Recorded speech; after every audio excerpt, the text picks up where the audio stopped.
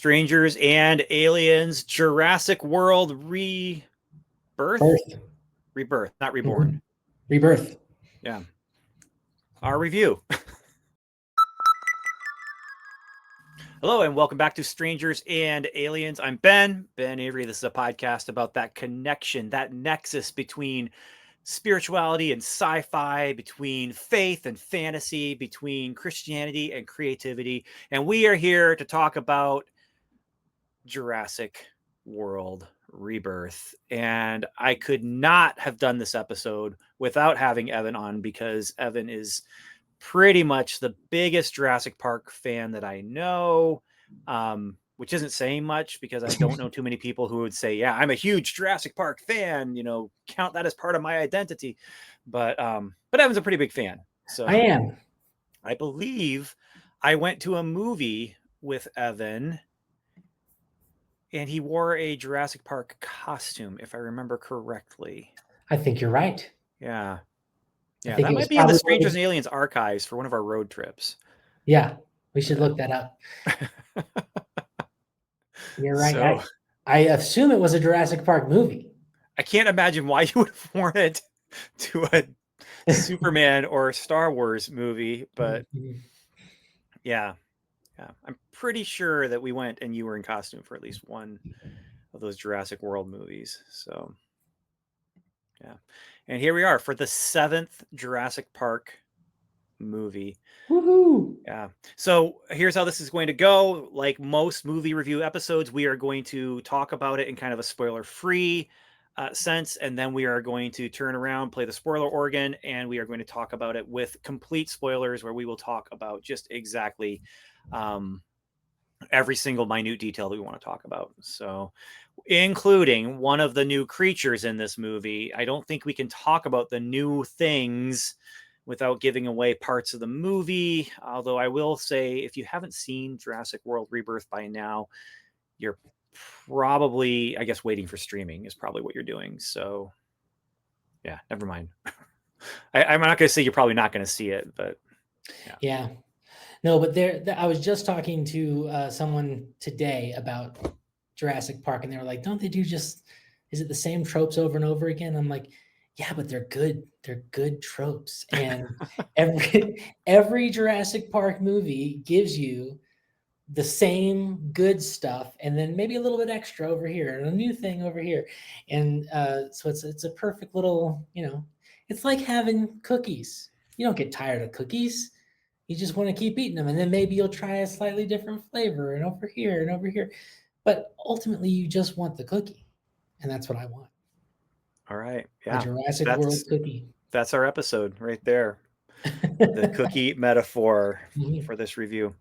So I will agree. I mean, every Jurassic Park movie, they try and do something a little bit different, but they all end up being basically the same movie. Not quite remakes of each other, but you've got people, they have to go and check out something where dinosaurs have been, and they have to deal with dinosaurs. Yes. And it's a group of people that hopefully you like, because like any kind of monster movie, if you don't like the people who are getting eaten, or if you aren't at least interested in the people who are in danger of being eaten, then you're not going to enjoy the movie, because you're spending time with these people when they're not doing the effects shots. Well, and the things that make Jurassic Park, I guess, a little bit more compelling than other dinosaur movies would be, is that the main thrust is you've got people dealing with dinosaurs, but then the dinosaurs are also dealing with modern day technology that could pen them in or not. And so that's you get a little bit of a difference there from, like, King Kong or 65, or whatever, any other. Well, yeah, it's the root of where the monster comes from. Where do the monsters come from? Yeah. So King Kong, it's Skull Island. Godzilla, it's all sorts of different origins. And Jurassic Park, it is definitely that entering into the realm of tampering with God's domain, and just because you can do something doesn't necessarily mean you should, and then we're going to see the consequences of doing the things maybe you shouldn't do. So, Yeah. And I mean, all of these movies really extend from that. And this is no different. I mean, this is all about the consequences of what's gone on in the movies before, and it's pushing the narrative forward. Um, but again, I don't want to spoil too much about like how and where it goes as far as like where we left off, because where we left off was it was Jurassic World, Mhm. because dinosaurs were in the world, and there's some really interesting storytelling potential that they had there. And the question Yes. is, how did they follow up on that storytelling potential? And and that's really always kind of the story too. Is like, how do they take the potential that Jurassic Park originally had, and then do Jurassic Park 2, and then do a third one, and then do Jurassic World, and taking it 20 years later, and how does that work? And so, yeah. So when you went, tell us about your theater experience. Hmm. I went with my dad. No, I didn't. No, I did not. I was gonna go with my dad, but my friend called me up and he's like, "Hey, I'm going to see Jurassic World in 10 minutes. Do you want to do you want to come?" And I was like, "Sure." So we went and saw it at one of those theaters that has, it's like the Alamo, but it's a knockoff of it where they give you the food in the middle of the show, so you can order dinner. And unfortunately I had just finished dinner, so didn't get to order stuff in the theater. I ordered a Coke, I think. But yeah, the theater experience was not bad. Me and my friend kept talking. I With that theater, it's one of those things where there's like a big divide between two sets of two seats. So you're basically on like a love seat Mm-hmm. with somebody else. And then there's a divider, and then there's another love seat. Well, I was on a love seat with somebody who I think was Russian. Um, and so that was interesting So because not on the love seat with your friend, or were they just in the next love seat over? they were in the next love seat over because they brought their son too. Okay. So he had his other son. I don't think wanted to come, so that's why he had an extra ticket. Um, so anyway, I so I got like a Russian. I assume it was Russian, or some sort of other language that was not Spanish or an Asian language. So I'm gonna go with Russian. That's what it sounded like, Eastern European, but or what? I don't know. Yeah, but yeah, the got a commentary through the whole thing, so that was kind of fun. In another language. Yeah. Uh, but yeah, other than, oh yes, yes, and there was another notable thing from the theater. There was a bug on the projector the whole movie. So like but it's so close to the projector, like on the screen, it's just like this tiny, tiny little blur that keeps going around the screen. So I can't remember if it was the whole movie, but there was some points where there's a bright sky on there, and you can really tell there's a insect that is up by the projector. So my theater experience, first of all, it was the 4th of July, or I think it was the 4th of July, because when we drove through an area of town that just had cars and people lined across the streets. And then we passed a golf course where there's just tons and tons of people. And so we were driving through where people were parking and sitting for the City of Goshen's fireworks display. And that was interesting. I was like, well, I wonder what it's going to be like when we come back home. And when we came back home, they were just closing the road through traffic at the place where we would turn, and so we had to like figure out how do we get home from going through the back roads that we aren't familiar with.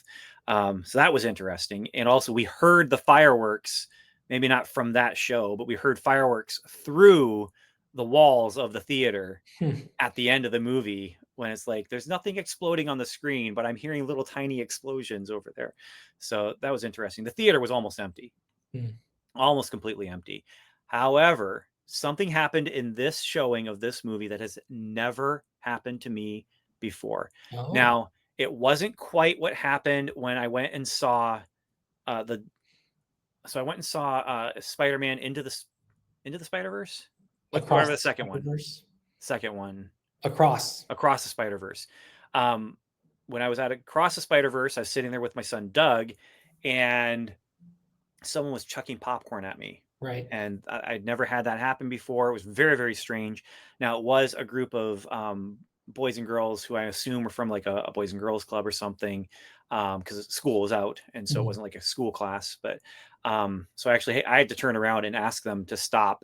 And I felt really bad because they pulled that kid out of the theater. When we walked out after the movie was done, he was standing there outside the theater with one of the supervisors, but one of the um, chaperones, and he's just lecturing that kid. And I was like, oh Oh. man, I feel bad. But he's throwing popcorn at me in the middle of the movie. Like, who does that? Well, apparently that kid does it.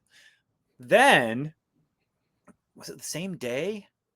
It was at least the same weekend, but it might have been that night. I went and saw Flashpoint with my other son, Tim, and we're sitting in the theater, and I had someone was throwing popcorn at me then too. Like during the preview, someone was throwing popcorn at me. It was very, very strange. Just such close chronological proximity. Uh, but something happened to me in this movie that has never happened to me before. And that is, I was sitting there and all of a sudden I just feel a hand on my shoulder, just patting me on the shoulder. And then, like, but it was this toddler from behind. So I'm sitting at the very back corner in the second to last row, at the very edge of the row.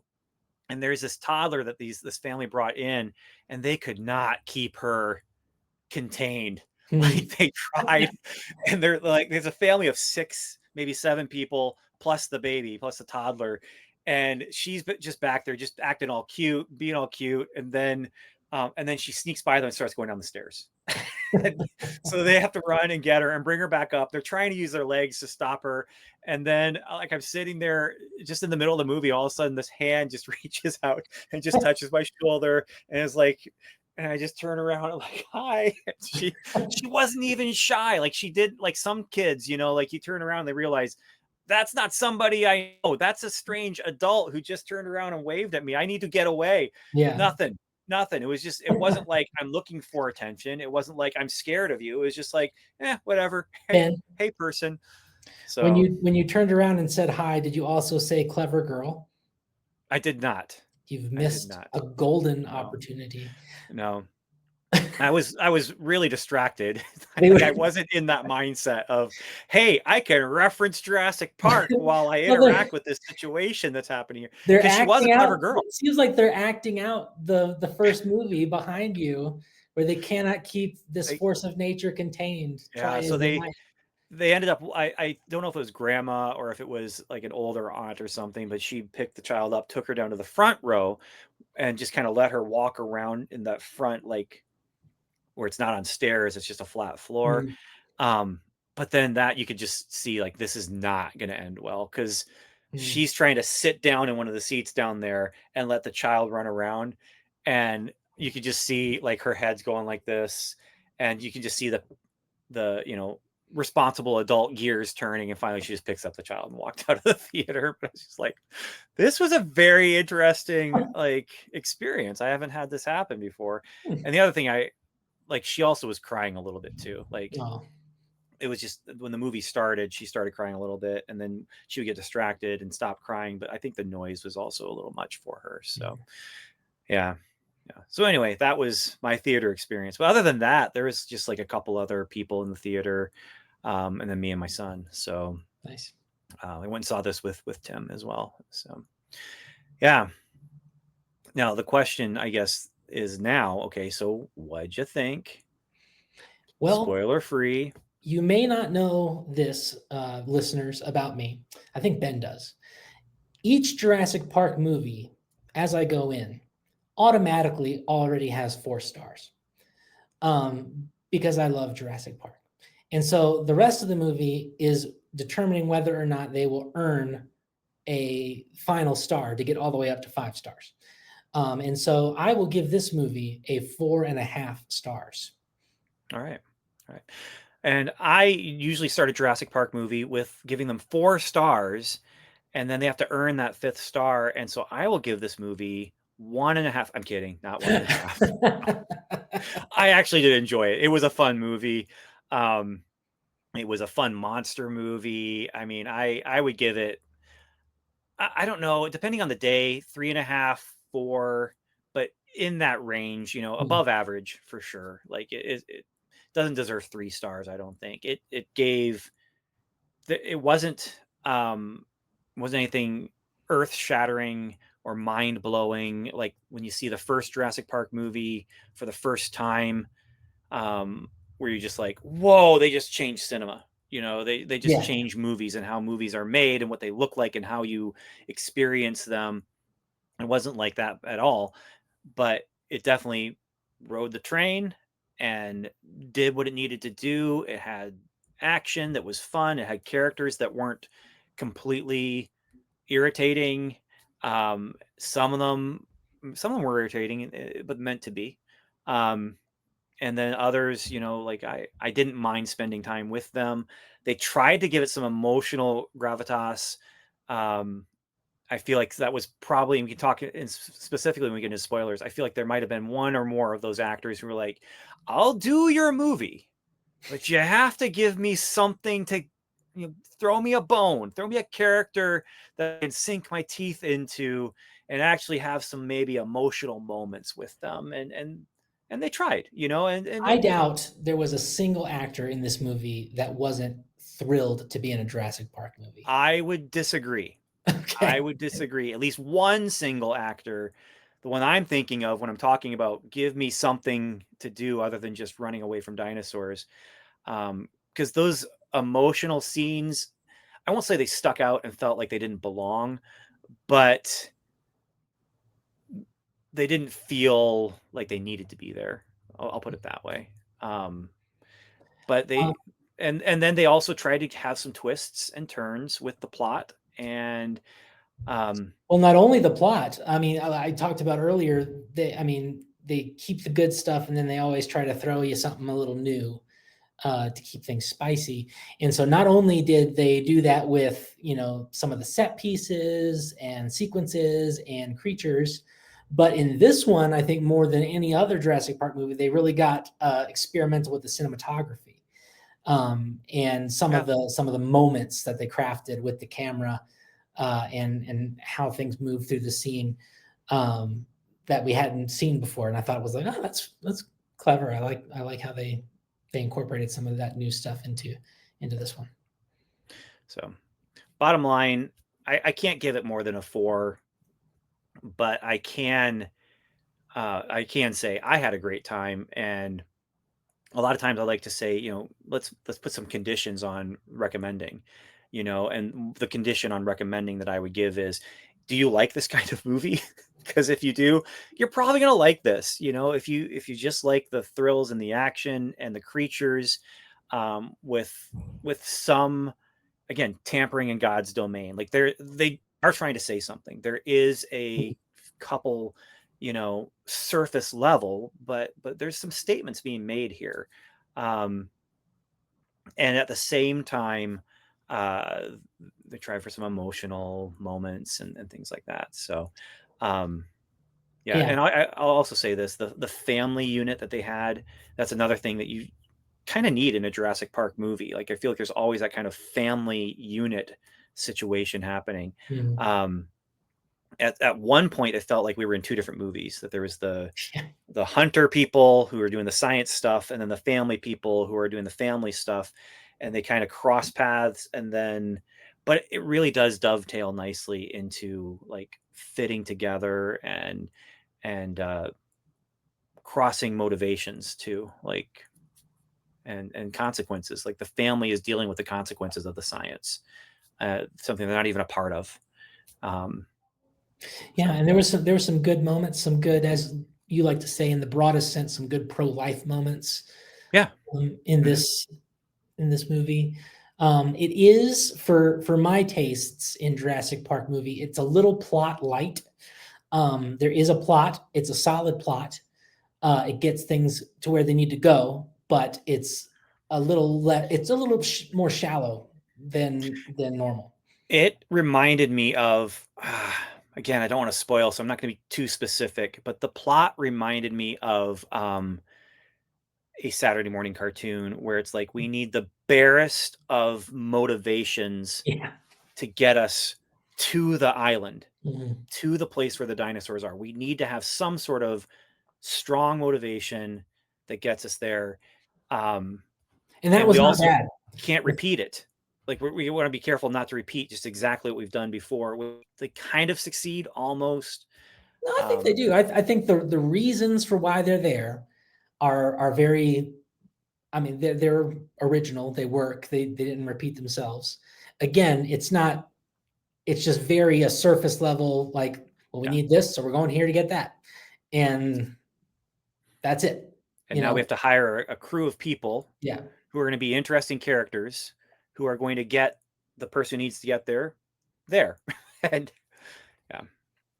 So that's kind of, yeah, that's my review, as spoiler free as possible. But there are things that I really want to talk about that really engaged with me that I'm like, ooh, that's kind of cool. And then there's Yeah. a couple things I'm like, that's kind of dumb. I mean, I don't know if I said anything was dumb. The only thing, yeah, not in this movie. I wouldn't say it was. What was dumb was the focus on the giant locusts from the last one. Wasn't a fan of that. But there was some story choices and some story beats that disappointed me. And but other than that, it's just this was a fun ride. yeah. So. Yeah. Okay. I guess this is the point then when we should just go ahead and play the spoiler again. Play the spoiler again. Mhm. And after this point, if you are listening, watching, you've been warned. So here we go. I'm going to hit the button. That's not a real button I'm hitting. That's actually not even a key on my keyboard. I'm just hitting the side next to my trackpad on my laptop. But spoiler organ now. Spoilers. Spoilers.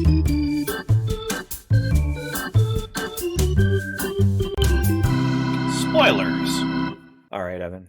Mhm. I don't know. Where do you want to start? I mean, this is you've Well, got for this, graphics already to throw up on the screen that we yeah, can. let's just go through the story, I guess, from start to finish. Is that how you want to? Is that your graphics then, or They're not in order, Ben. So you're gonna have to. oh? I think Okay. they're not in order. Sorry, So but if we start, if we're starting the story, I don't even see a scene. there's JP3, Ben. That's the file name. Number 3. Oh, okay. This is the. Nope. That's number 4, Ben. I hit 3. There it is. No, I promise you, I did hit 3. Okay. Okay, so we start here. There's another island. Yes. That's doing other stuff, but still connected. A friend of mine, the guy I went to go see the movie with, he was like, there's another island, but I did my research and it makes perfect sense. So let me just give you Wait. Just before you start, if you have to do research for a movie to make sense, the movie is failing you at that point. You're only asking this question if you know enough about the movies to know that there's more than one island. And I disagree that you have to do any research for this to make sense. It's not about No. making sense. It's about it totally makes sense. Okay, we got multiple labs, Yeah. different places. Well, for me, but you're just, if you're complaining that, oh, there's more than one island, well, you know enough about Jurassic Park that you're invested in the lore. And so you've had a few islands already. yeah. And so why not this one? This one, they actually say, though, this is where the rejects went. This is where they didn't want to throw anything away. So when they did some DNA stuff and it didn't work right, it would go here because even the mistakes were very expensive. So we're not going to just dispose of the mistakes. Well, and also this is where they did a lot of their testing for the hybrid animals that led to the Indominus Rex and Indoraptor. So you had the Isla Nublar, which was where the park was going, but then they had Isla Sorna, which I think was actually the first island because that is where they bred the dinosaurs, created the dinosaurs, and then they would export them to Isla Nublar for the park. obviously the park went south, was shut down. Then there was the Isla Sorna got left to rot and turned into a nature preserve. So then when InGen tanks and the Masrani Corp comes in, they reset up Isla Nublar and make that the park again. But then they need another island because Isla Sorna is now a protected sanctuary. So they needed another island to do their off-site stuff, which is this island. Yeah. And so this is both one of the best parts of the movie and one of the worst parts of the movie. And it's one of the worst parts of the movie because of the whole inciting incident that without this happening, we don't even have a movie because Yeah. everything would have been fine. But I'm talking about dropping the candy bar wrapper and it goes into a vent. Yeah. A door vent, which then shuts down the entire lab. The entire thing shuts down. The entire thing shuts down because there's a little bit of some sparks that what kind of event has just exposed wiring that's going to shut down a whole like this is again they're not thinking clearly. They're not thinking as they're designing this place, and then I that was so dumb. But what was not dumb was the moments that went around it, which was character moments. This is a mini movie in itself. Yeah. Where you have characters coming who you're not going to see the rest of the film. This is a prequel type of situation where it's taking place years ahead of the movie. And you have these two scientists who clearly have a friendship and they get caught on either side of the emergency door. They can't open the emergency door. And the dinosaurs on the other side of the emergency door have gotten loose, including a really crazy, lost in the smoky shadows giant thing that kills one of them. Yeah. And that was just a super sad moment. That was a good moment from because she's trying to get him out, but then when she sees what's behind him, she stops and she's like, I can't open this door because if I do, this thing will kill everybody, including herself. Like, yeah. not that there's anything, like, yeah, I liked it a lot. It's the kind of thing where you say, okay, we're using movie monster logic. Okay, well, I'm willing to go along with the whole candy wrapper. Yes. Causing this to happen. It's a very visual thing that they're using to say things went wrong big time. And now they've all escaped and now we have to evacuate. And it also touches lightly on those themes of, modernization and commercialization cause trouble. And, having a Snickers on your remote island, laboratory, which we see at later in the movie that they had all sorts of stuff like that. Yeah. They have a whole convenience store at the gas station. Convenient for a lot of product placements. Yes. But yeah, so this part was great. And this is the part, and following up on this monster later in the movie, this is the part that kind of rubbed me the wrong way, where it was just, it's not, this is the extent of the exposition we get on these mutant dinosaurs. Whereas in, Jurassic World, the first one, it's, that's a through line of the Indominus Rex, the science, the politics, the espionage, et cetera, all revolving around this creature. That did not happen here at all. They're just like, there was another one. and that is there. Not the movie they're making here. Yeah. It's just not. Like, they do get in some corporate stuff, but yeah. And I mean, there's a pretty big through line as far as like, who does science belong to? Mm-hmm. And who does information belong to? And who does medicine belong to? Yeah. Like, that's a big through line here is who deserves to own medicine that can treat people and save people when then you have the billion-dollar corporations that are dropping billions of dollars into research and development of a medicine that could save people's lives. Well, shouldn't you release it to the people? Well, that's a big through line. and makes this movie very woke. I guess I don't know, Well, but it's good questions. That's good sci-fi. It explores these yeah. things, and Hmm. yeah, I just like a little more sci with my fi. Um, They were light on the side. yeah, They were light on the side, but it was that um, almost the hand wavy.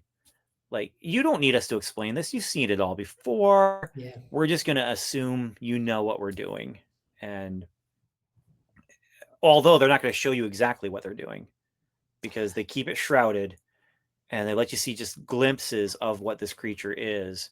But They'll show it in. They'll show more of this, I'm sure, in the Jurassic World TV show, the Camp Cretaceous or Chaos Theory. Now this is the sequel show.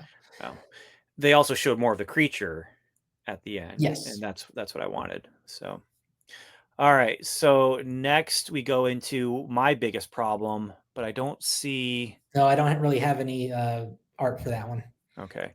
So, We're only allowed 10 images at a time. well, we're doing free. Like, we're doing the Yeah. free stream service or whatever. So we're still trying this out, everyone. I'm so far liking StreamYard quite a bit. Um, it's the money side that I'm not liking Mhm. quite a bit. So yeah, but it's nice. It works nicely. So um, the back in the United States, that's where I'm like, because they just toss away all of the storytelling potential of Jurassic World Yep. by saying uh, dinosaurs died. There's a couple of them here and there, and except for the strip around the equator. Yeah, And because they can't stand the temperature and diseases of yeah, the world. I I feel like we missed a movie. Oh yeah. Like, that should have been a movie, and I don't know how they could have made it. I don't know what kind of storyline would have worked well to do that, but man, I feel like they just missed out on, like, they in 5 seconds told a story that I won't say is more interesting than this one. This one works. I can say it's more interesting. It's not like Wolverine Origins, where the 5 minutes beginning of the movie is like, that's the movie we wanted to see, and then Yeah. no, we're gonna give you this one instead.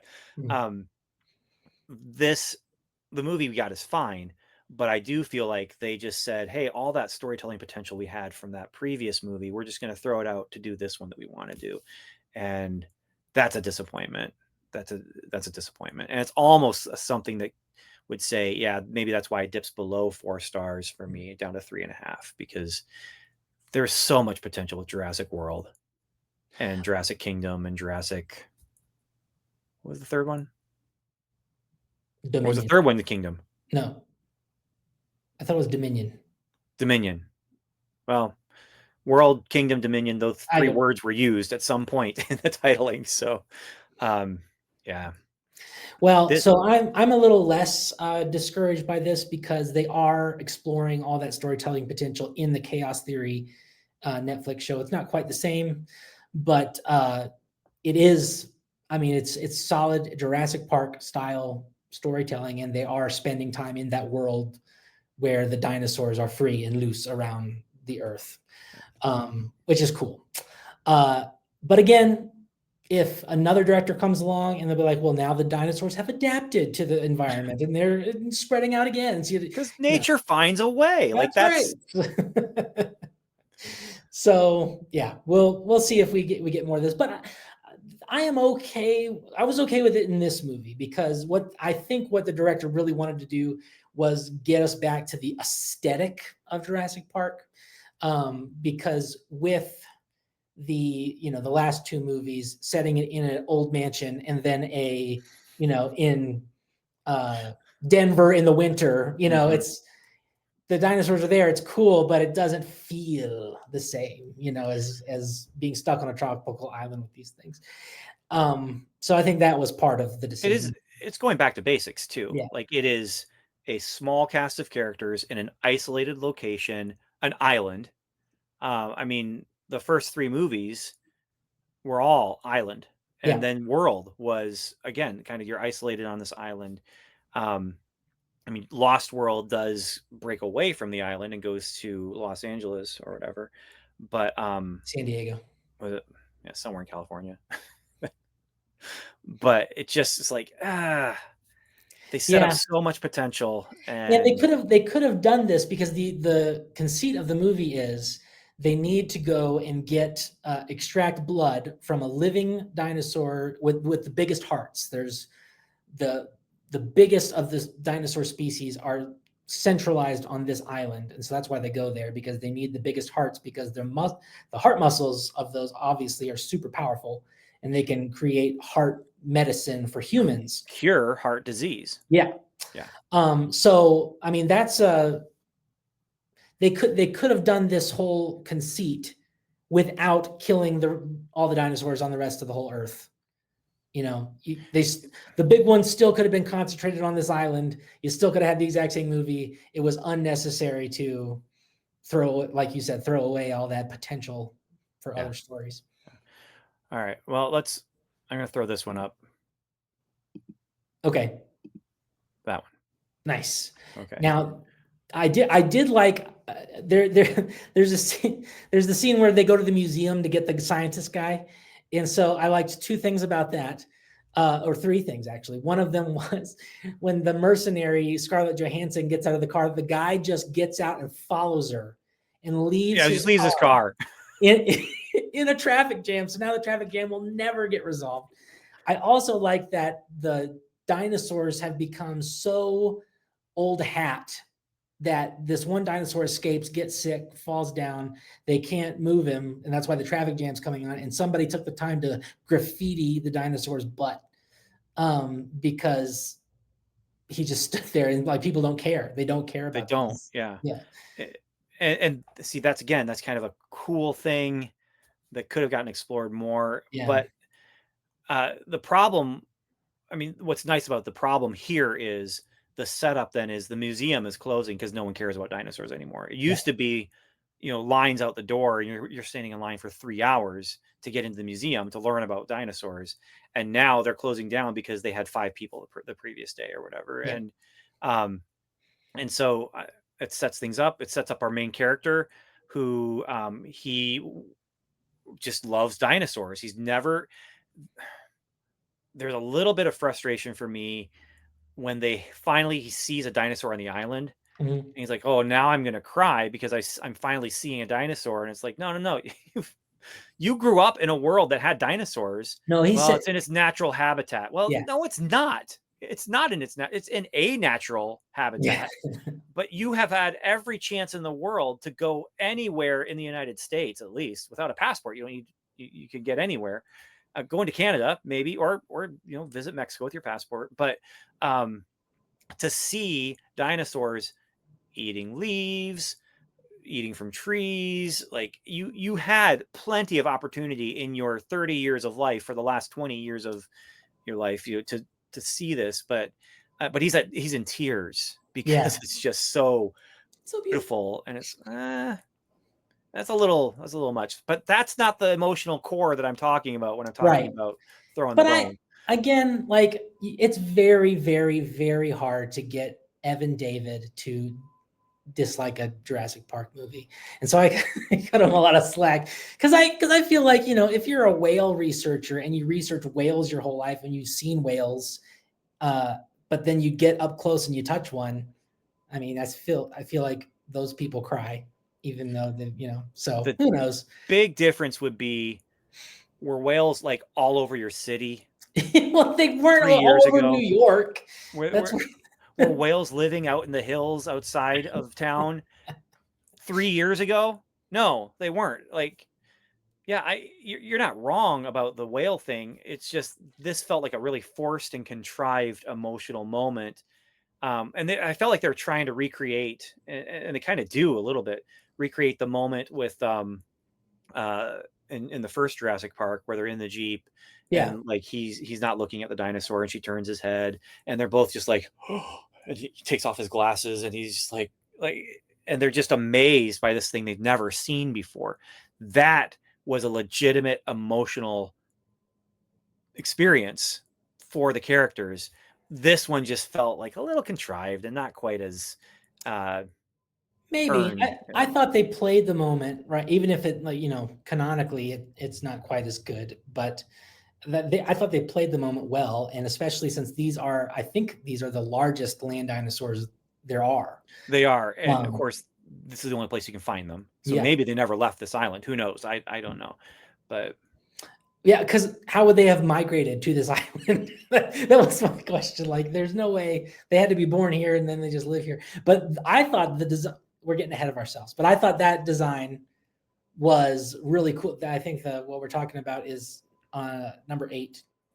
But the Titanosaur, which is the largest yeah, long neck herbivore dinosaur, but I love the tails that you kind of see that was them, very cool. yeah, floating before you see the rest of the animal. That was awesome. And then I like that this is some sort of like mating dance that they're doing. We've never seen that in a Jurassic Park movie as of yet, and so I'm like, oh, they're still finding new stuff to You know do. where my mind went with this though? It The went Lion King, to what? the Lion King. No, it went to Land Before Time Oh, okay. because it felt like they were more of a anthropomorphic kind It's the of. Great Valley. Well, I just their the mating dance felt like I'm romancing you right now, and gently our tails Yeah. are entwining, and I'm just like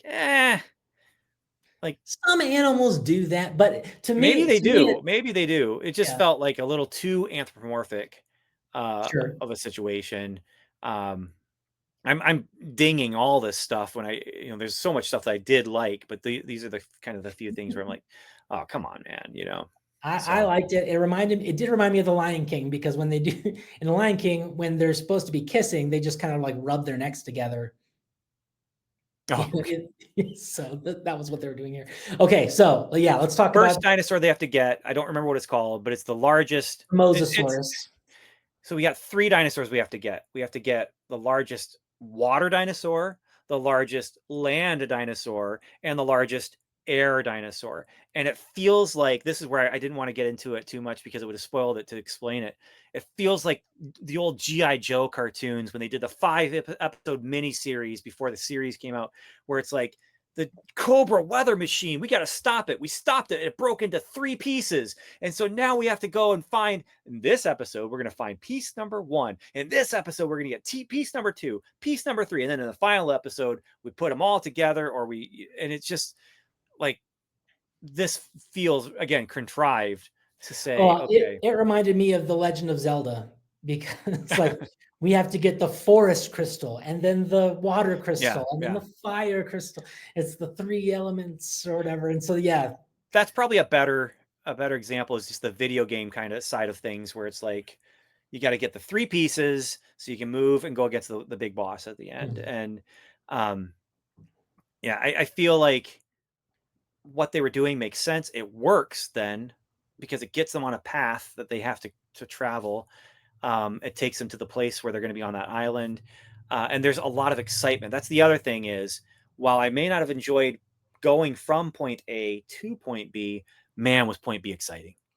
Like the whole boat scenes, and they set it up with a family boat first, yeah, and and I feel like those family members did not appear anywhere in the trailers. And so when they appeared, I was like, "Oh, this is interesting. It's a whole new set of characters I didn't wasn't expecting to be in this movie." And I really like that kind of goes with we're still in Jurassic World. You didn't have to go to this exact island to be attacked by dinosaurs on the open sea. You just had to be close enough to the equator. Um, and yeah, so I like that it was an analog sailboat. And it's like, oh, dude, you guys are doomed. It's well, that is a good question though. Like, what was someone actually said, "I'm like, what were you thinking? What was that dad thinking to take his 2 daughters and his one daughter's boyfriend yeah, on a sailboat in a restricted area?" Because that's the other thing is the band of space around the equator is internationally banned, yeah. and there's a treaty that the nations have banded around and said, okay, this is banned for people to be in these areas. They had crossed into that area. I don't think they knew that though.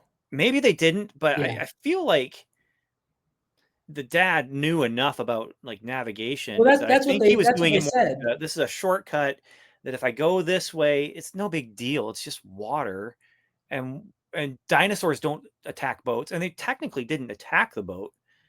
They came up really close to it and knocked it over, and then, like, came back again and did another run, but they weren't Well, the killing them. scientists said that they probably attacked because they thought it was a rival creature, right? So they weren't necessarily looking for food. And then when they Right. realized that it wasn't a thing, they left. But the vibe I got from the dialogue was that this was a mistake. Like he wasn't supposed, he didn't know he was this close to, the Um, restricted zone or whatever. I But felt like he knew where they were, but just felt like it'd be okay, and sure. because it just very irresponsible both ways.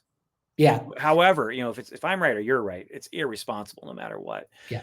Um, But then you've got the band of mercenaries, and they do the classic, I'm at a tropical marina and we're going to hire you and we're going to do the back and forth. And there's a monkey. And so that was very, yeah. very, uh, I guess that's a trope. And they did the trope. And yeah, they did it well. But then they got on this boat, which I'm not a boat guy, but I'm like, that is a cool boat.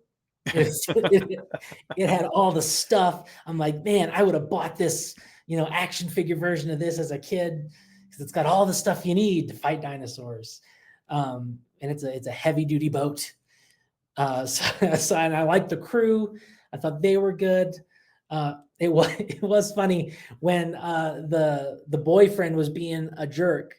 My friend leaned over to me and said, "Why don't they just put ketchup and mustard on this guy now?" Because we were like, "Yeah, he's obviously gonna die." He Which was on a spoiler. redemption arc, man. Yeah, He was annoying. He was not evil. He was annoying, and that's where they kind of trick you. Like, yeah, we make him look like he's a victim, but really, it's a redemption arc. yeah, yeah. Yeah. So, but anyway, so then I thought it was cool because they have the Spinosaurus in this, and since Jurassic Park 3 came out, apparently scientists have decided that the Spinosaurus was more of an aquatic amphibious animal than it was a land animal, and which is true. That's what they think. And so here they've got it so that it's in the water and it's working like those fish that swim alongside sharks Hmm. to get the extra food. And I thought that was neat. I also like the image of the giant sail from the Spinosaurus coming through the water. That was cool. Um, yeah, and I like the whole dynamic of the crew. I like Scarlett Johansson's dynamic and the scientist dynamic and Mahershala Ali being the tough guy. And what I really, this was one part that disappointed me, the weapons specialist guy that they had. I thought that was going to be cool. I'm like, oh, they didn't spend enough time on that. I wanted to see some of that neurotoxin work, but he dies immediately. Like Yeah. he's the first one to go. Yeah. So Yeah. So it's a fun sequence. Great action, fun adventure, and then of course they crash the boat because after they've picked up the family and they're going to still continue to do their mission, even though they should probably go back with the family and get the well, but insects out of that there. was one But part where I said, it's the in the broadest terms pro-life, because typically in these movies people are so either money obsessed or dinosaur obsessed that they throw human life, they throw caution to the wind as far as human life goes. But as soon as they get the distress signal, like obviously the money guys like, we need to keep going for the money. right, right. But then the mercenaries are like, no, we're turning around right now, we're going to go save the people. And I thought that was kind of neat. Well, um, maritime law, they have to. um, Like if you get an SOS and you can help, like you're kind of required to do that. I So, preferred to see it as from the kindness of their hearts. well, they definitely played it as like they could have ignored it and no one would have said anything. I mean, they're Right. already breaking the law just by being where they are. Yeah. And so they're not going to go back and say, yeah, by the way, when we were trespassing on banned international treaty land, um, we also heard an SOS, but we didn't answer it. So you can just throw that crime on top of the one we just did. Right. But Yeah. so they didn't have to have, yeah, but they definitely like going to get them meant potentially not getting the money that Yeah. that they would have been trying to get from the deal here. So But instead, what happens is the boat gets damaged. People almost die. The rich guy And the, but there's basically lets one of the daughters fall off the boat on purpose because she sees him breaking the radio, and so like she knows that he has sabotaged their chances well, of no, getting. she was gonna call for help, and Oh, he's that's like, right. no, She no, was no. on the radio and he broke it. Yeah. Yeah, He's like, no, no, no, no calling for help that's because right. then we'll get in trouble. But there was the part where they're going through the shallows and avoiding the rocks and stuff. But then the family's like, you know what? We're probably safer if we just jump off the boat into the water. And I'm like, you people are insane. I don't know though, Just because crash. Like you have a better chance of surviving if you just crash than if you jump into the water with 3 Spinosauruses and a Mosasaur and who knows what else. but they were in shallow enough where the bigger one like had to turn away, Mm-hmm. and the Spinosauruses were still following the boat, like they were. But I Yeah. I agree. I but you have to choose. Like you're on a boat like that and you crash at full speed, man, your chances of death are pretty high. But I then guess so. you jump in the water, at least you have a chance to maybe they go by you and they don't notice that you're in the water. Because actually, less injuries for the people who jumped into the water. The family had True. less. True. Um, so it turns out the gamble um, was good. So So then the boat crashes and the people are regrouping, and then we get one of the first camera tricks where this girl is trying to secure the supplies on the beach, and the camera, she doesn't see that there's a dinosaur behind her, and we see the dinosaur get up, and that's it, and she moves behind the crate, and all we hear then is like terrible sounds. And so that was an interesting way to do it that I don't think we'd seen before. They did a couple of those things where it's like the dinosaurs become very stealthy, yeah, very yeah, quick, and then horrible things happen. So the yeah. families and the mercenaries are split up, and they're going in 2 different directions. This poor little girl, the smallest girl, is scarred for life because she saw people get eaten, like that military or the weapons specialist guy. But she is brought comfort by the cutest little merchandising opportunity, Dolores, the dinosaur. This is where the movie turns into ET. Yeah. Like this is honestly, I kept waiting for the other shoe to drop. Like, when is this thing's mom gonna come and come after them? I was expecting something like that to happen. It turns out this thing's just cute, and it does, bring her out of her shell. She starts talking again, and she keeps feeding it. Uh, Chocolate. yeah, what candy was it? I don't know. I Oh, just know chocolate. But no. at the end of the movie, she takes this thing home with her. Yeah. So, And what do we just learn about dinosaurs? They can't survive yeah. outside of this band of Earth. Mhm. Now, I'm sure you can make a some sort of biome or aquarium setting for this thing to live in and survive. But yeah, Too cute to leave in the wild, Ben. Um, but yeah, so the island is very sparse. They're following some pipes. There's not a lot of technology, but I like the pipe idea where they're following it to, it's got to lead somewhere. So that's a good idea. It also kind of harkens back to Jurassic Park 1, where they're following the cables on the ceiling to where they need to go. so you've got the three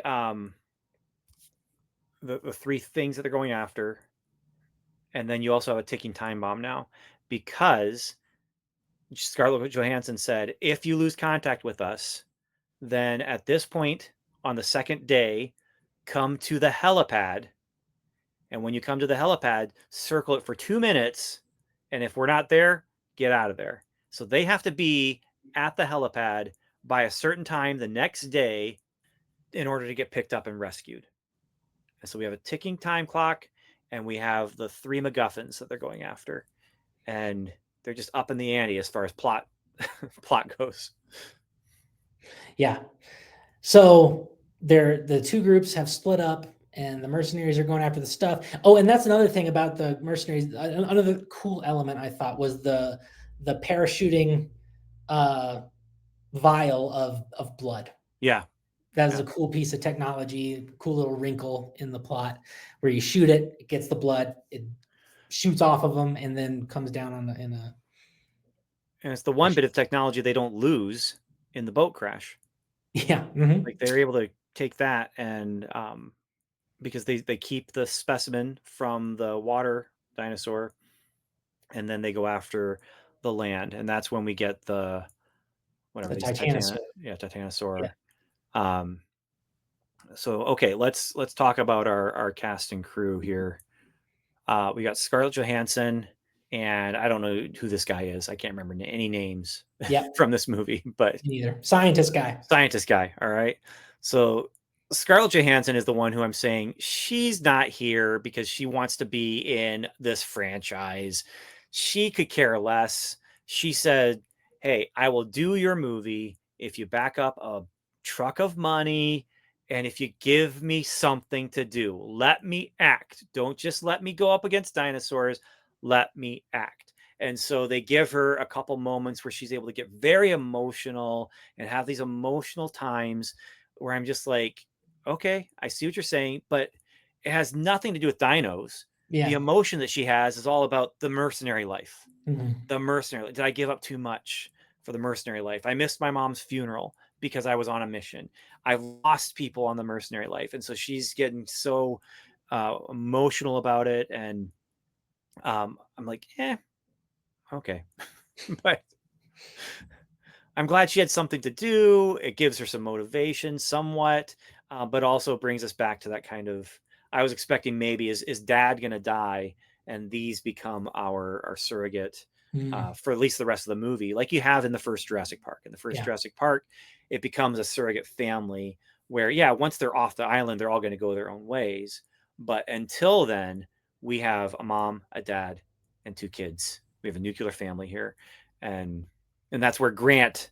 I mean, his whole story arc in the first movie is, I don't like kids, but now I'm gonna let the kids lean on me and take their naps, and I In the don't hate them. helicopter. Yeah. I don't hate them. And he's Um, doing dad jokes where he's touching the electric. that was part of his arc. That was part of Yeah. his development as a character. To yeah, yeah. So yeah, so I liked this scene. It was a departure from the typical Jurassic Park tropes where you never go into the tall grass willingly unless you want to die. And nothing happened in the grass I except know. they saw Yep. they just saw the Titanosaurus Yep. and stood there and gaped in awe. Yep. But that was nice. Um, then, so then we get to there's a part where the boyfriend of one of the daughters has to get up and go pee in the middle of the night. And this is our one and only scene with a velociraptor. And he doesn't do very well. No, this was disappointing to me. I was like, raptors, raptors, raptors. That's always my favorite part of the movies. But in this, he's sneaking up and he gets killed by another thing. It's called a mutodon. And it is a combo raptor with some other stuff like a pterodactyl. Not as cool, Jurassic Park people. It's not as cool as a regular velociraptor, but But fine. this is the whole, I mean, they do this in multiple movies where they set up, here's the one you thought was really bad, Mhm. but now here's one that's worse. Yeah. So, yeah, it was a funny moment. And And also, but like, how far away do you need to walk to? well, you want to put it's dad and girlfriend's sister. You don't want to wake him up with your With your pee? peeing Yeah. splash. But yeah, it was a good moment. It's another one of those moments that where they using the cinematography and the pacing to surprise you in a new way. So that was fun. Another element I liked about this was they had ancient ruins on this island. Yeah, but before we get there, let's talk about Oh, okay, yeah. the rest of our mercenaries. They're all gonna die. And the one who doesn't die, you think he's dead, and by all rights he should be dead, but they did that as that last minute post climax twist. The He's not dead. director wanted him to be dead, but the Oh, studio did not. I the way they did it, he should have been. He should have been. But they found a good enough cheat. Yeah. It's just I'm gonna bring the dino to me using flares so that he comes to me. And then after I escape him, I'm going to use flares to tell the people where Yeah. I am Yeah. instead of using flares to draw the wait a minute, why is the dinosaur not being drawn? They don't kill the D-Rex. Yeah. They No, don't they do kill the not. D-Rex. It's still out there and it's hungry now. Like it got tricked. Oh, I see light. I'm going to go get food. And then there's no food. Wait a minute. Hey, there's light over there. And Well, you never know. I mean, the Indominus Rex killed for sport. So if this is a bigger, badder version, it could just be like, I like to kill things just to kill them. I feel like it's a bigger, dumber version though. Yeah, Like, you're yeah. right. But anyway, yeah. So our our mercenary, and then we have our big bad businessman Yes. as well, who he's clearly going to die. The Yeah. question is just going to be how, because there's no redeeming values here. He has no redemption arc here.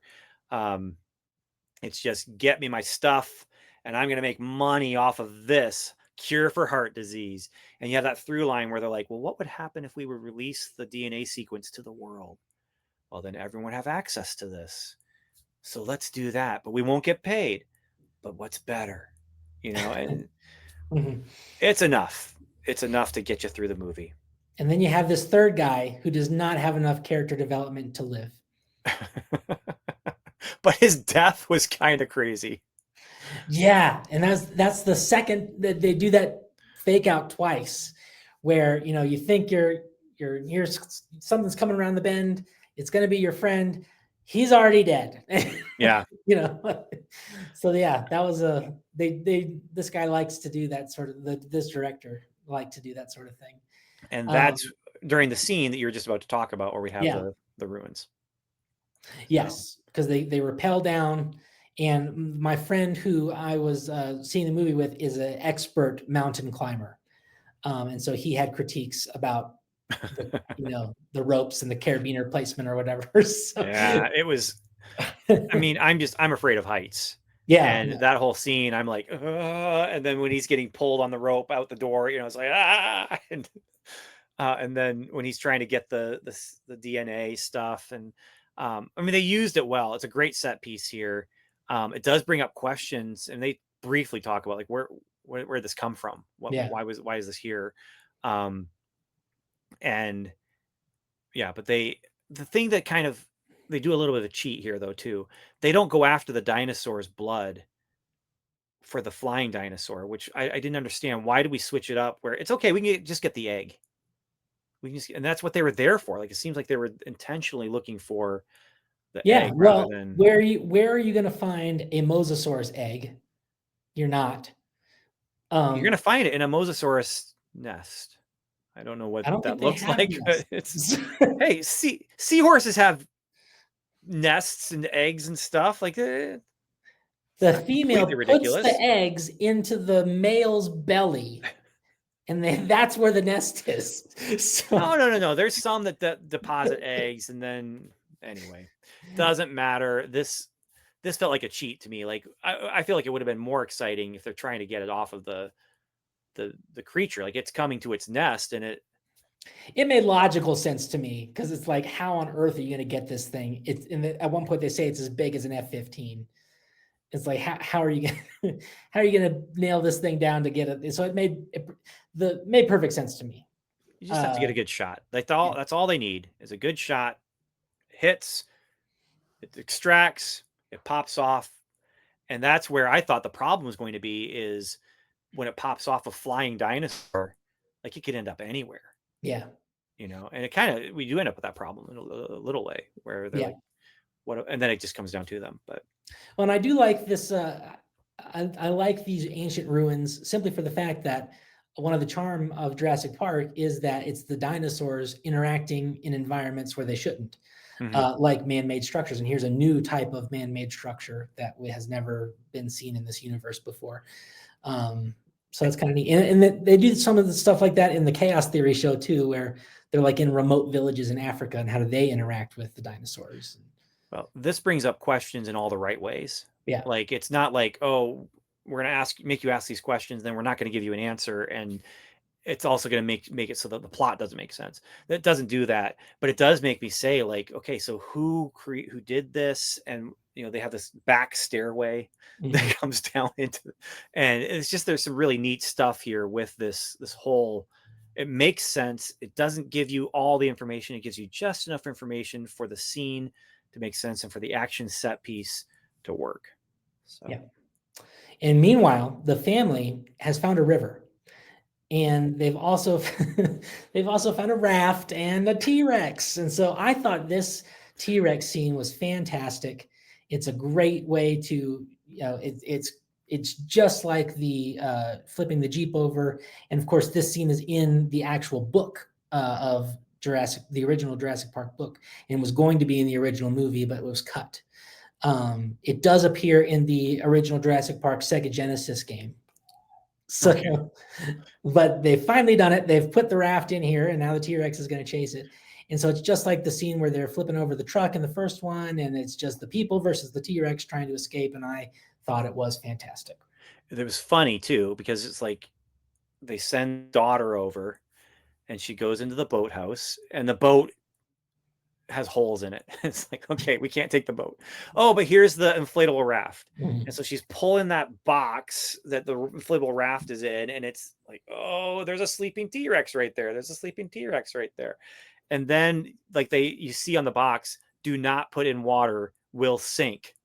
Before Because you open it. before you open it, yeah. Yeah. So she has to open it while it's sleeping. And so she opens it, it covers the camera completely. So we just see the raft. And when it falls down to go into the water, T-Rex is gone. Yeah. He's not there anymore. It's a great little moment. Like, it's all about ratcheting the tension. Like, this is set piece after set piece of great action and good tension, and some dumb stuff that you're like, okay, like I said, I don't necessarily like how we get from A to B, but boy, when we're at B, I'm loving it. I'm enjoying myself. And they're going down the river trying to get away, and they splash in the river, takes them away, except for the youngest daughter who's on the boat and gets flipped up underneath. You think she's eaten, but of course Does she's anyone really think that? I did not. I did not. I did wonder at the beginning when we first met the family, are they going to die? I could see them dying as a prologue kind of a thing to the chaos and mayhem. This is a PG-13 non-horror movie. The child will not die. But this is a horror movie. Like, yeah, it is. It is. It's an action thriller horror kind of a thing. But here's the thing: didn't they kill a girl in Lost World? No, she was badly hurt, Oh, okay, but she lived. all right. Got to pay attention to those exposition dialogue scenes. Well, that's why they do that, is because they're Yeah. like, hey, people don't like that happened. Well, we can't reshoot. Yep. She's 12 now. Yep. Well, let's just throw in a line of dialogue. It'll cover everything up. So, yeah, great fun. The water stuff, the flip stuff, yeah, picking up the raft with its teeth and not piercing it, so they're able to still use the raft Yeah, that afterwards. was great. At the end, the raft pops up, and it's like, it's fine. Yep. Yeah. All right, where do we go from here? I think we find the facility after this. I actually think we're almost to the end of your pictures then. Yep. So yeah, they find the facility, and it is another. It's kind of like the Lost World, but this one's a little nicer. Obviously, it's a little newer, and it had more infrastructure than the Lost World facilities seem to have. Yeah. They've got roads, they've got geothermal, energy from the pipes, and they've got a convenience store, and then a big lab that has lots of failed genetic experiments, like two-headed triceratops and other stuff like that. And failed genetic experiments that aren't dead too. Yes, And like the mutodons, which are yeah. the raptor bird things. And here's where the movie turns into Alien. Yeah. and aliens, like where they're going through tunnels and trying to avoid, making enough noise that the beasts are you're going to hear them, and they're getting caught at doors that are closed. And how do we? Yeah, and again, it ratchets the tension nicely, and then we meet the the D-Rex, Yes. and the D-Rex is just this giant beast of a thing that I like. There is a little bit of the xenomorph in that thing, Intentionally. and also like there's a little bit of King Kong in that. Like There's it's the got the Rancor. yeah. Yeah. It's got the forearms of a gorilla or the Rancor. Mhm. It's got the rear legs of a T-Rex. It's got the forelegs of a T-Rex, the little tiny, like useless arms. Mhm. It's like, oh, I don't think those can even reach its mouth. Like what's going to use those little tiny arms for? But it's basically just an abomination, and they have to survive.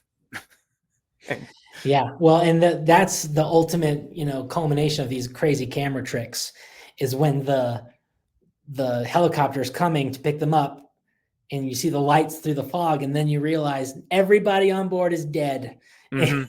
and it's in the D-Rex's mouth. And that was a good moment. I was not expecting that. Yeah, but yeah, this guy is not nearly as good of a final boss threat as the Indominus Rex or the Indoraptor even, but he had some good scary moments. It's a mindless brute. Yeah. Like that's part of the problem, but it's also part of the solution. Is because it's mindless, they're able to distract it away from them so they can get on the boat and escape. Um, and hopefully they'll get picked up. Yeah, I did like the sequence with the mutadons and how they are going in the tunnels. I thought that was neat. And They then they redid the kitchen sequence from the first yeah, Jurassic Park, but they did yeah, it in the convenience store. So instead of just silver um, cabinets and sinks and stuff, it's all product placement. It's yeah. But they did some fun stuff with the freezer door and mhm. she's covering it up so it's seeing itself and it thinks it's seeing a rival dinosaur.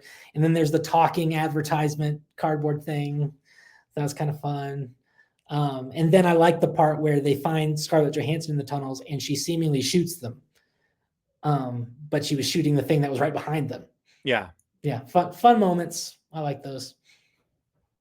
So no, I this is where they're trying to up the ante, and the Indominus Rex, you can't up the ante much more than what they already did with that, where it's super intelligent. It has all these, lizard powers where Yeah, it's chameleon like, and it's got teeth, and it's stealth, and it's like, and it's smart, and it just has every possible advantage. Whereas this guy, it's a brute. It's a dumb brute. It's not even all that clever. They're able to trick it very easily. yeah. Um, It's I just think big and cool scary. though. Yeah, He's really cool looking, and it didn't ruin anything for me that it's not as smart as Indominus Rex. But this is where this movie kind of exists as a when you've taken a sequel or a series so big that you can't go bigger without it being just ridiculous. That's where sometimes it is good to do a movie like this where you kind of scale it back a little bit. but And Fast and the Furious can do it. Why can't Jurassic Park do it? I'm not saying they can't do it. I'm just saying sometimes it's better to say, let's scale back, go back Yeah. to basics. And No, but like I was saying at the beginning, that there was something missing here with the D-Rex, where obviously in the with the Indominus Rex, you have look at what evil science can rot. It's the ultimate apex predator that never should have existed and is unstoppable. But this is more like look at what an abomination it is. Because say what you want about the Indominus Rex, it works and it's a functional creature. And but this they could have done something more where it's just this is the ultimate folly of excessive genetic tampering, and it's made something that's not even like a functional creature. It's just something that is grotesque and alive and destructive. but And they didn't lean hard enough into that, I didn't think. But what's interesting to me about the setup of the movie in that prologue is everything they show of the experiments they've done in those tanks. The intent is for you to feel bad about those things. Like you see the one dino, I can't remember what it looked like as far as like it was the two-headed one or whatever, but it's in that one tank and it's still kind of alive. Mm. And you're feeling bad for that. And so as you're panning across and feeling bad for these experimental dinos, that's in some ways that emotional response in me anyway carried over to this ending where it's like this thing didn't choose to be alive. This thing didn't choose to be what it was. And in some ways I was glad that they didn't kill it because that becomes another victim, and it really is a victim. Like this is a victim of the hubris of science. But even then, they didn't lean in far enough because I was going the other way. I was going with, because obviously in with the Indominus, you had to kill it because it was a threat. Like it would have run rampant upon the earth. But I was expecting them to go somewhere where it's like, we have to kill this thing just because it is an unnatural abomination. It cannot exist. But that's none of our characters were like that, except for maybe the weapons guy from the beginning and the big bad businessman. This cast of characters, again, it's kind of that pro-lifey Superman kind of a thing where we don't want to kill anything that we don't have to kill. Right. But and I'm making the wrong point though, because the point I'm trying to make is that would have been a take. And I would have enjoyed a take. And then your version, which is the opposite end of that, where it's, it didn't choose to be this way. We just have to let it go. That's another take. They didn't take either of those takes. They just had it be there. And then they left. Skirted the takes. They did just enough where you were able to do both and both feel what we're like. Both of our takes, you're right. We're doing that because we're helping the movie a little bit. We're like, we're extrapolating things that they didn't necessarily even want us extrapolating. Maybe they did. We don't know though, because they didn't do it enough for us to know which way are we supposed to go with this. Right.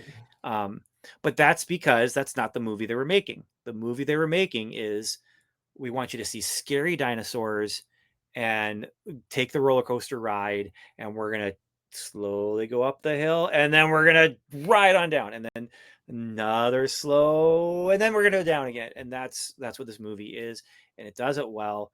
And this is not a favorite movie for me by any stretch.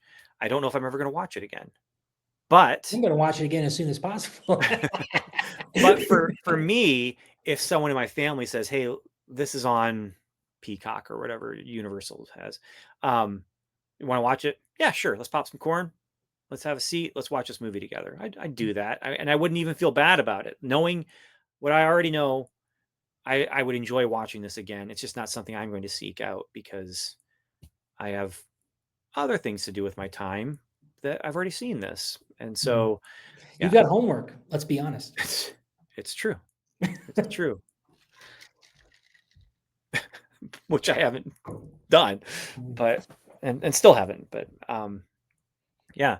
So I don't think there's any more pictures to throw up screen here in StreamYard, but let's just go ahead and switch it back to this. And yeah, I feel like we've kind of covered everything we can cover here. I do think it's interesting. Like looking at this year, you've got some pretty big movies. And especially the month of July, where you had this movie, Superman, and then the upcoming Fantastic Four. And this is a big movie month. But if I'm ranking the summer movies, this is number 2. Yeah. This is far behind Superman, which we used to do. We used to rank the summer movies as we were going along, kind of, but yeah. Or you would rank the movies for the whole year, and then we talk about it, which we didn't do this year. So. We'll have to double up. We'll see. Yes. Those episodes were long, man. Some of those things need to be talked about. So but 2024, 2025, that's good. That's a 3-hour episode right there. We can break it up if you want, but they need to be talked about. So as we close, what are your future hopes for the franchise? Do you even have future hopes for the franchise? I don't, and I'm not watching. I watched some of Camp Crustacean, Camp Crustacean. whatever, Yeah. Camp Crustaceous, crusty Crustade. bottom, um, Cretaceous. Yeah. Camp Cretaceous. I watched some of that, and it was fine. But basically, my kid lost interest, so I didn't go back to it.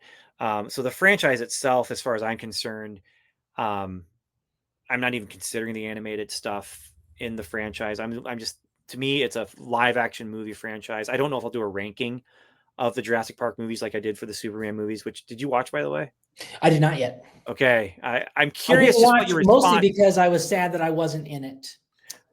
Hey, But I gotta get content down there, man. Content is king, yeah. and I really am trying to get more Strangers and Aliens stuff out there. But anyway, I if I'm ranking all the Jurassic Park movies, this is not going to be up toward the top. But every single Jurassic Park movie, every single one is a thumbs up from me. Yeah. I have none of them that I say I don't like this movie. I didn't like this movie. Lost World, I liked Lost World. 3, I liked 3. I did. I It was thought it was a okay. fun movie, and there was some fun bits to it. Was it perfect? No. Was it not surprising that there was a 20-year gap or whatever it was between Jurassic Park 3 and Jurassic World? No, no surprise considering what they did with that movie. But what do I expect from the franchise in the future? I'm looking at this and thinking they could do more dinosaur movies, but they're going to have to work really, really hard, like they did with this one, to try and do something a little bit different. And I really want to see different, I think. I would like to see them go somewhere where we haven't gone before. And the other thing is, dinosaurs are cool. Yeah. Full stop. Do we need mutant dinosaurs? No. Did I enjoy the mutant dinosaurs? Sure. They were cool. Indominus Rex, even cool. But at least with Indominus Rex, they're like, we're still using dinosaurs. It still looks like a dinosaur. It still feels like a dinosaur. We don't have to have these crazy creatures to have a cool dinosaur movie. Let's just, trust the dinosaurs and let the dinosaurs do dinosaur stuff. And yeah, there's some interesting possibilities that you could do, but I do like the scaled back one-off movie where it's still big. I mean, it's about dinosaurs, but do another scaled back one-off movie. None of these characters need to be seen in the next movie. Or maybe we fast forward a couple years and the daughter and her boyfriend, they are a little older, and maybe we do something with them, or something like that. But it's an action adventure thing in Alaska where life found a way. And Yeah. so we have yeah. So that's my take for the future. But give me, for it to be successful, this is what I told my son when we were driving there, like, for this to be successful, it has to be just a fun monster movie. And I'll be happy to have paid $18, $9 for me, $9 for him, to have seen this movie. Yeah. For me, for the future, I do hope we get more. I do hope I like the through line characters, so I'd be okay seeing Mahershala Ali again, or Scarlett Johansson, or even Science Guy, as long as he's accompanied by one of those other two, because I don't think he can carry a movie by himself. But yeah, I like the idea of let's keep it with dinosaurs. I'm okay with a mutant dinosaur, but let's do just one, per movie maybe. But it's not even needed, though. No, we Like, don't that's the need it. thing. Dinosaurs are cool. Period. Full Yeah, stop. I agree. Mutants are also cool, but But I like that aspect. Again, I like that aspect of you're messing with things you shouldn't mess with, and I think that putting that into the movie's DNA, no pun intended, is wise to do. There's lots of other places you could go. You could go with let's bring some saber-toothed tigers or something back. That could be neat. Maybe dinosaurs can mate with other animals in the wild that aren't dinosaurs and create weird hybrid babies. Who knows? But anyway, I for Chaos Theory, the animated show, I do hope they keep it in that Jurassic World era before this. I don't want them to catch up. I want the whole thing to be, when the dinosaurs still are running amok around the planet. And I do want the dinosaurs to break out of this equator thing, and adapt and go to more places. Because you're right. I think new settings and new, hangups and new dinosaurs interacting with the human world in whatever form that is the charm of the series. And you're right. We don't need mutant dinosaurs. We just need you're messing with things you shouldn't mess with, dinosaurs interacting with human stuff, and a fun monster movie. And that's what you need. Another thing they could do, and this is maybe if they were just kind of going on more of an anthology style of thing, is you could go backward in time too. Like you could go to a time before Jurassic World, between Jurassic World or Park 3 and Jurassic World, where we're you could do a prequel starring John Hammond as a young man. Actually, it's interesting because Michael Crichton did do a book. I think it's called Dinosaur Teeth or Dragon Teeth. And it almost would work. It's a historical fiction about not archaeologists. Whatever you call the people who dig up the dinosaur bones. Paleontologists. Yeah. It's about that, where they are, and it's a real adventure, like of the race to get the most dinosaur bones and things like that. But it really acts as, in some ways, a prequel lineup to Jurassic Park as far as the books go. So you could do something where maybe, pre John Hammond, or early DNA results way beforehand, where it wasn't him. Maybe it was someone else that he bought the technology from to start working on or something. There's a lot of interesting things you could do if you were to take like an anthology view of the movies. And I get it though. You want to have recurring characters because you want things that are going to bring people back. But to me, the important thing is the dinosaurs. And this movie forgot dinosaurs completely at the end. At the end, it was mutants. So, except for Dolores, she was there through it all. It's true. It's true. Or maybe they forgot about her. Maybe that's why they took her with them. It's like, we should have left her there because she can live there. She can't live at our house in Colorado. All right. So, well, thank you everyone for listening. Evan, any final words before we close this down? Let's hope that life finds a way to make another Jurassic Park movie. We will see. We will see. And as far as I'm concerned, I'm good. I'm good. Give me another one, I'll be fine. I didn't want this one, but I didn't mind it. So whatever, Glowing reviews from Ben. I didn't want this one, but I didn't mind it. Yeah. 2 thumbs way sideways. Which equals at least 1 up, right? Yeah. Like that's So until next time, thank you so much for listening or for watching. Don't forget to hit like and subscribe if you are watching on YouTube. And if you are listening wherever you get your podcasts from, thank you so much for being subscribed to the podcast. Until next time, of course, Godspeed. You don't get tired of cookies. You just want to keep eating them.